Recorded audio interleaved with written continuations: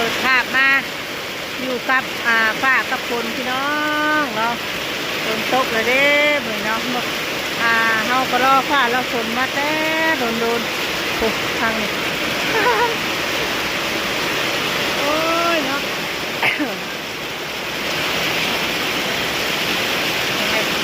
อ๋อเฮงเดี๋ยวนะมึงนี่เดี๋ยวพอเห็นมีทางวันนี้จังหวะยามหายยามนาเนาะโอ้ยวันที่เราคอยก็มาแล้วเป็นตัวหนึ่งเนาะ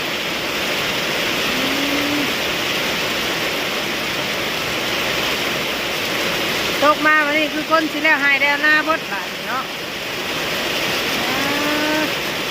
นอนฟังเสียงฝนพี่น้อง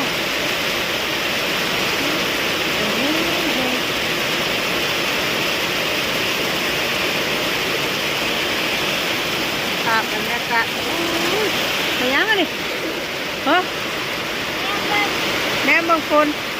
ไม่ต้องหลายมือเลยดิ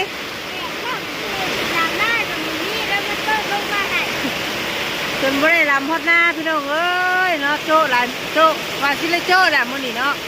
ว่ามื้อนี้มื้อสุดท้ายแล้วบ่ได้ลำแล้วว่าท่านบ่มีน้ำนี่ฝนตกมาให้เลยมื้อนี้ใช่บ่เฮ็ดน่ะสำพ่อฝนจึงตกแล้วเจ้าไปหาเฮ็ดเนาะ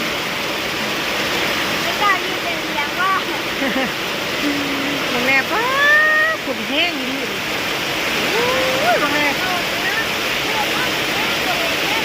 เดี๋ยวก็เห็นยังเลยฝนมาแล้วพี่น้องเอ้ยบาทนี่เนาะ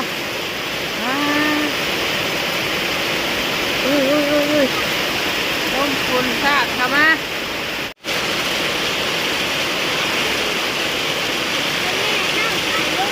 บางแน่น้ำจนใดตามเลื่อนเฮงดีได้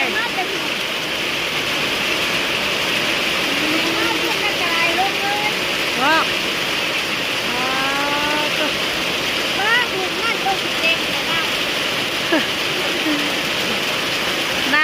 หน้าใกล้คนดูดน้ำมานี่คนนี้เคาะน้องไปเจ็บหอยมือกูดีพี่น้องเนาะคือมีคนตกมาซะเลยแบบนี้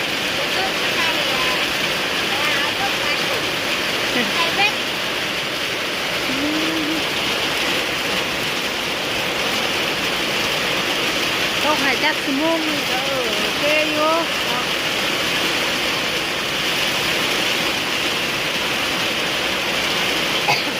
ฝนตกวันนี้นี่ถือว่าตกงามเนาะผมมีเสียงฟ้าเสียงฝนทุกคนเลย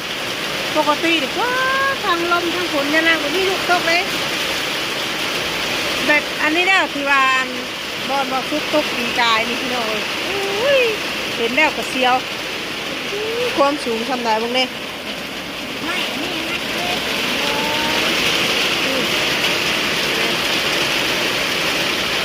ก้าวผ้าเหลืองผ้าลังตรงนี้ใช่ในนี่เนาะใส่เต้าผมเนี่ยทางนั้นแห้งบ่ลมอยู่ได้นี่แห้งๆมาดิตรงนี้ทางลมทางฝน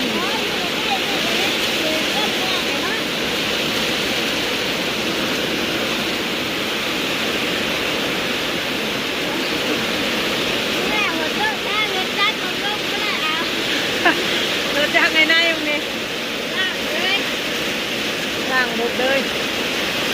เฮ้ยขอไฟรถแล้วก็อัดอยู่บ่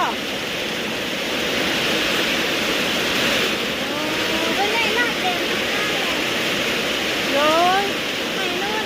เท่าเดียวเนาะ30 นาทีหน่อย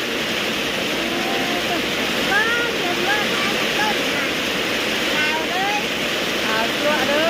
ย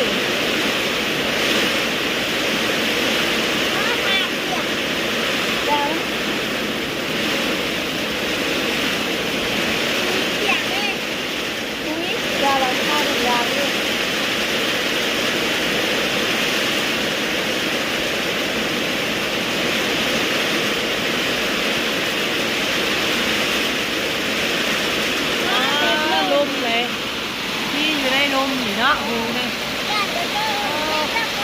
ฟ้องเลยต้นพริกเลย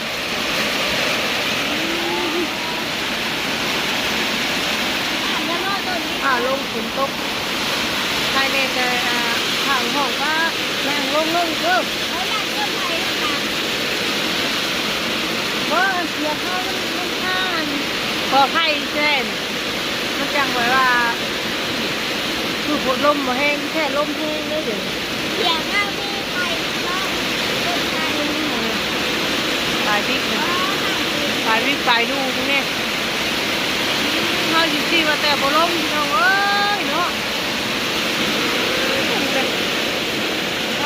นาน่ะมันจะลาข้าวยังลูกก้าขุ่นอยู่เลยคนลูกก้าพวกน่ะก็ละว่าบ่ลูกก้าตัวเสือลำพวกงุ่มอยู่เก่งแท้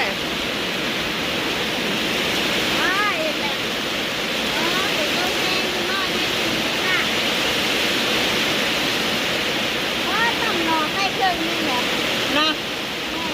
ถ้าคุณดูดยากที่นี่ได้เนาะฝนตก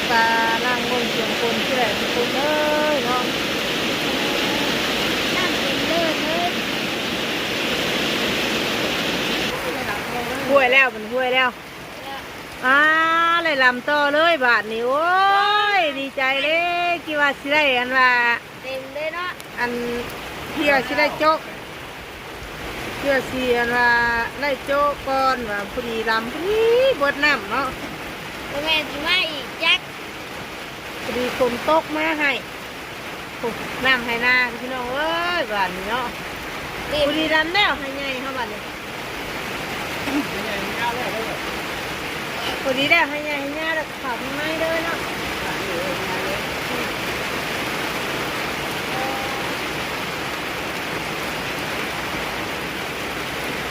โอ้ยเนาะตะกี้ว่าสิได้โจ๊กดำโจ๊กก้อนฝนบ่ตกว่าซั่นพี่น้อยเนาะตอนนี้ก็คือฝนตกมาให้เลยเป็นความบ่นายว่าเอาดีบ่นายว่ามื้อแรกฝนตกพุ่นบ่ถ้าแต่ว่ายังบ่ฮอด11 โมงถ้าว่า11 โมงถึงคืนฝนตกว่าซั่นตรงนี้เดี๋ยวนี้จะโมง4 โมงบาทแล้วพนันก็ปล่อยได้แล้วว่าคันฝนตกเอาเงินให้10 คันแล้วว่ะเอ้ยเจ้าเสียบ่แล้วเสียเงินให้ค่อยมาเลยเนาะดีคันดิป่วยแล้วบัดนี้แถวนู้นหน้าแม่คำใบนะลำมาเต็มบดบัดนี่ไหนลำเลยพอดีลำเลยนะบัดนี้เนาะเอาบัดนี้พี่น้องเนาะผู้ใดบ่อันว่ามีน้ำมีในกะฮีบเด้อบานนี่เฝ้าดำบานนี่ดำหน้านูนก่อนเด้อพี่น้องเอ้ยเดี๋ยวพ่อดำหน้าลองนี่มันมีน้ำอยู่แล้วหน้านูนนี่ไหลรุ่มฝนเศร้าแล้ววันนี้ป้าโตเนาะป้าพี่น้องเอ้ยหลังจากที่ฝนเศร้าแล้วงัวกำลังออกไปกินเพื่องไว้ปานยังปู่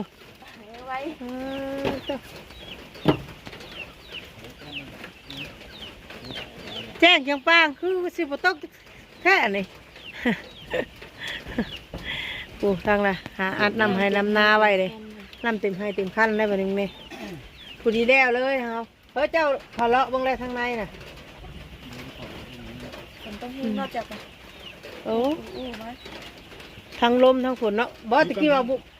าบ่มีอันนั้นเลยที่บ่มีลมเอาฝนก็เศร้าเลยพี่น้องเนาะลงเลาะเบิ่งน้ำให้น้ำนาก่อนเด้อบ้านนี้ทุกคนเลยเนาะสำหรับคลิปนี้ก็สิประมาณนี้เนาะเอาฟ้าเอาฝนมาฝาก FC ปัจจุบันทุกคนขอบคุณที่เข้ามาส้มซ่องสะแก้วเด้อเนาะโดยสำหรับคลิปนี้ไปแล้วเนาะสบายดี